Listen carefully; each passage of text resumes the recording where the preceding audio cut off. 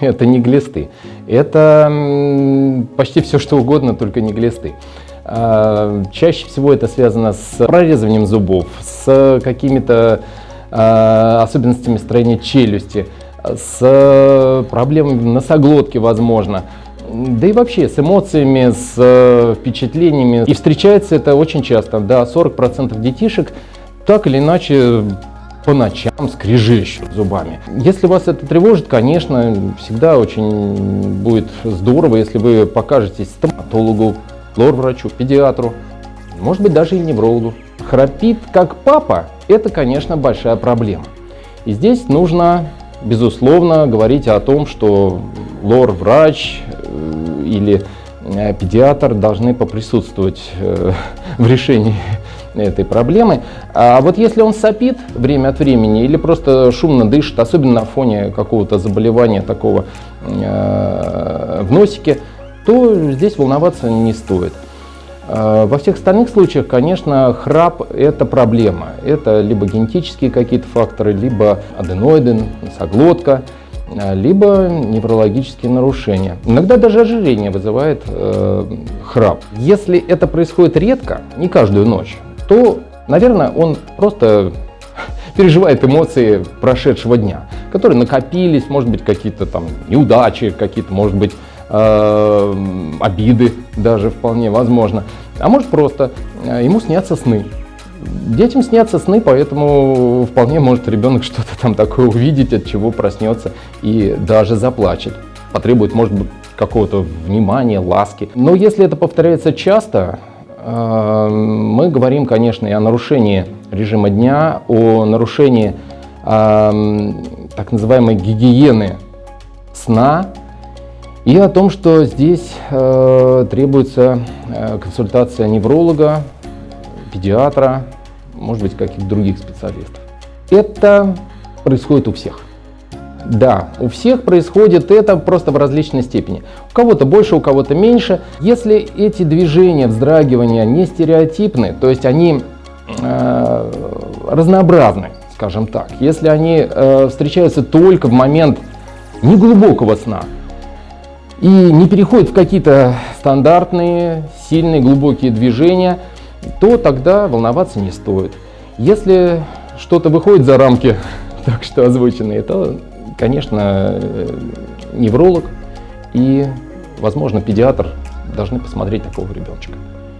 Это эмоции дня. Да, эмоции дня, которые накопились, и он стремится вперед, он танцует, он все время двигается. Вообще ребенку проще в движении вообще существовать. Да и центр тяжести у него так устроен, что он немножечко вперед так вот заваливается, а ножки за ним уже потом подбегают. Если эти движения не вычурные, то есть такие не какие-то громоздкие, не сложные, если он позитивный и именно бегает, а не с трудом передвигает вот такие вот прямые ножки, то волноваться здесь не стоит. Бывает, конечно, еще вариант короткого ахиллова сухожилия, но этот вариант определяется на приеме у ортопеда или у педиатра. Ну, считается, что должна она, так вот в кавычках немножко, появиться действительно к 3 годам.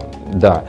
Но важнее динамика развития речи. То есть сначала появляется гуление, то есть сначала звуки, потом более сложные, такие певучие ба-ба-ба-ба-ба, па-па-па-па-па звуки. Потом это к 8 месяцам должно уже быть развито. Ну, году, да, может быть, первые слова. Это важно, нужно, мы на это обращаем внимание, конечно, на приеме. В 1,5 года может появиться своя речь, такая, она понятна, возможно, только самому ребенку, может быть, каким-то его вот совсем близким и родным. Это все динамика, и она как раз-то более важна, чем определенные даты. В билингвальных семьях, что тоже очень актуально для нас, речь развивается по сходным законам, безусловно, но фразовая речь может чуть-чуть задерживаться, ну, по определенным причинам. Это повод срочно обратиться к педиатру. Это тревожные симптомы. Я думаю, здесь не нужно вот совершенно успокаивать себя, чего-то ждать. нужно обязательно проконсультироваться со специалистом.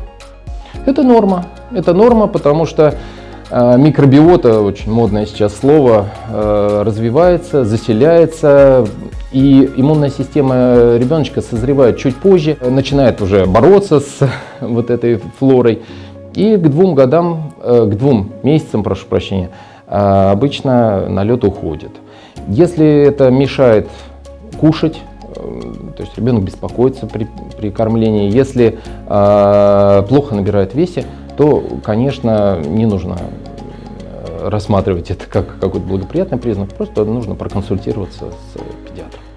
Вот это, пожалуй, те признаки, которые наряду с болью в животе и с рвотой являются просто показанием к срочной консультации доктора. Я думаю, что это скорее дефекты воспитания, к сожалению. Потом это станет большой проблемой. Поэтому пока эта ситуация не наросла, пока она не укоренилась, желательно, конечно, проконсультироваться с психологом, с неврологом, возможно, и с педиатром.